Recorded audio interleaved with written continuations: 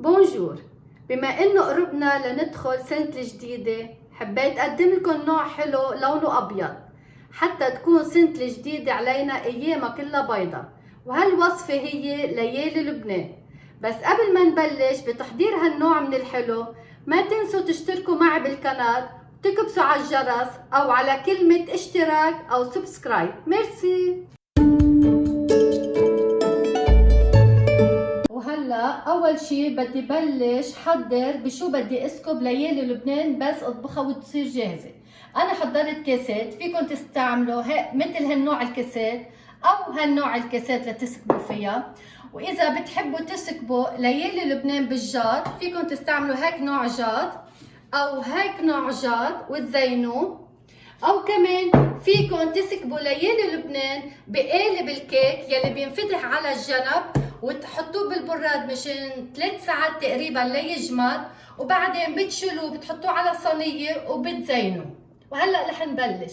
وهلا لاعمل ليالي لبنان انا بحاجه لكبايه سميده ناعمه، سيمولينا رقم 1 كبايه، وبحاجه ل6 كبايات حليب، كمان بحاجة لملعقة ونص سكر. هلا ما بده يحط سكر كمان ما يحط، يعني انا هيك حطيتها لانه رح نحط له قطر اخر شيء. واخر شيء بحط له 3 ملاعق كبار ما زهر، وكمان لحتى لي اعطي نكهه طيبه بدي احط مسكه. وكمان ليالي لبنان بدنا نزينها اخر شيء بالفستق الحلبي واللوز، كمان فينا نزينها بالفواكه المجففه اذا حبينا. كمان مع ليالي لبنان حد منه بنقدم قطر. انا هون رح اعمل كبايتين سكر مع كبايه مي وملعقه كبيره عصير حامضه، واللي ما بده يعمل قطر في يقدم حد منه عسل. وهلا على وجه ليالي لبنان بس نسكبه ويسقع منيح بدنا نحط عليه قشطه ام ويبن كريم. انا هون رح استعمل ويبن كريم كبايه وحده رح اخفقها مع ملعقه كبيره سكر بودره مع نص ملعقه صغيره فانيلا لتعطي للكريمه نكهه طيبه. وكمان مع ليالي لبنان اللي ما بده يحط ويبن كريم في يستعمل قشطه، يا اما بجيب قشطه بالعلبه يا اما هو اللي بيعمل القشطه البيتيه. انا ديجا عملت فيديو كيف بنعمل القشطه البيتيه، بتمنى تتفرجوا على الفيديو، اذا حبيتوا تعملوه الفيديو موجود. وهلا رح احط كبايه السميد الناعمه. انا بعد ما ولعت تحت الطنجره ما ولعت النار. هلا رح احط 6 كبايات حليب.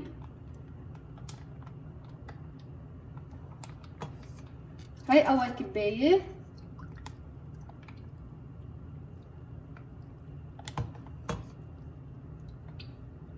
هاي 2،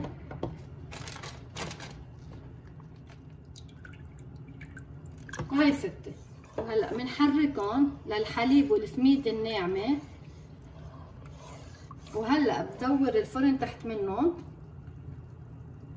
على الوسط وبدلني حرك، ما بشيل ايدي منهم احلى ما السميد الناعم ينزل على كعب الطنجره ويحترق. لازم دلني حرك لحتى لي يصير جاهز. ونسيت فرغ فوق منهم الملعقه والنص سكر، وبدلني حرك. هلا رح لكم ليش نحن بنطبخ ليالي لبنان على درجه وسط على مهلنا، حتى لي حبه السميده تتشرب الحليب وتستوي ويظهر منها النشا. هلا بوقت ما عم بطبخ السميده مع الحليب رح اعمل القطر كمان. هون انا عندي كبايتين سكر، رح احط لهم كبايه مي، وهيدي كبايه مي. وهلا بولع النار تحتهم على القوي ليبلش السكر القطر يغلي. هلا لما بلش عندي القطر يسخن رح احط له الملعقه صغيره حامض طبيعي حطيت. هلا بنطر ليبلش بالغليان وبخفف النار على الاخر وبعير 8 دقايق وبطفي تحته.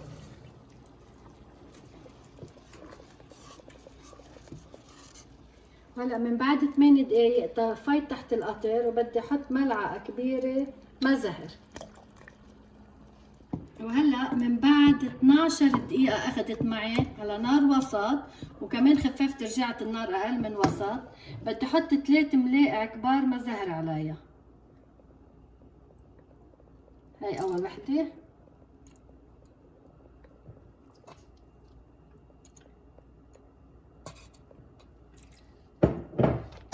وبحركها. وهلا بدي نعم المسكه لحطها فوق السميده والحليب. هلا هالمسكه نعمتها، بدي فرغها فوق السميده والحليب والمظهر وبحركهم. وهلا بس صارت جاهزه مطبوخه سميده مع الحليب، صار لازم اسكبها هي وسخنه، بس طبعا ما بسكبها بعبيه كتير لانه بدي ارجع احط عليها القشطه. وهي بس تسقع بترجع بتجمد السميده مع الحليب بعد شي 3 ساعات، ساعتين 3 بتجمد.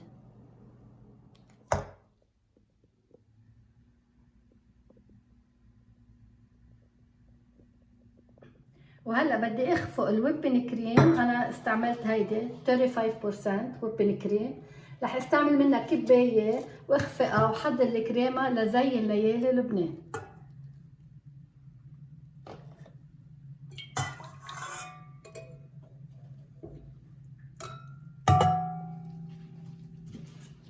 وهي ملعقه كبيره سكر بودره.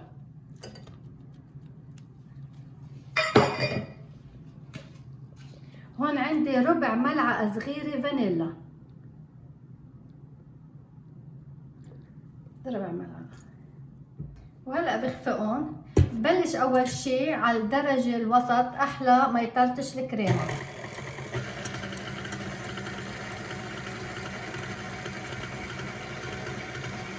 هلا بقوي.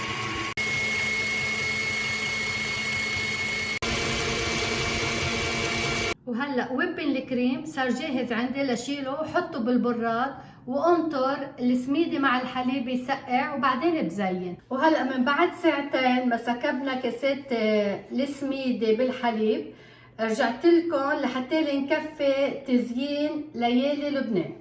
انا هون عندي الويبن كريم اللي خفقته وعندي علبه القشطه، رح زين بالاثنين. وهيك بعطيكم فكره انه فيكم تستعملوا الاثنين، حيلا وحده بدكم اياها، يا قشطه يا ويبن كريم.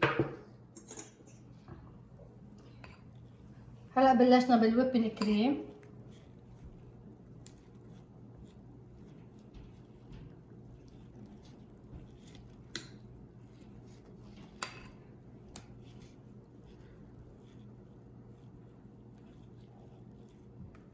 وهلا باقي الكاسات رح احط عليهم القشطه.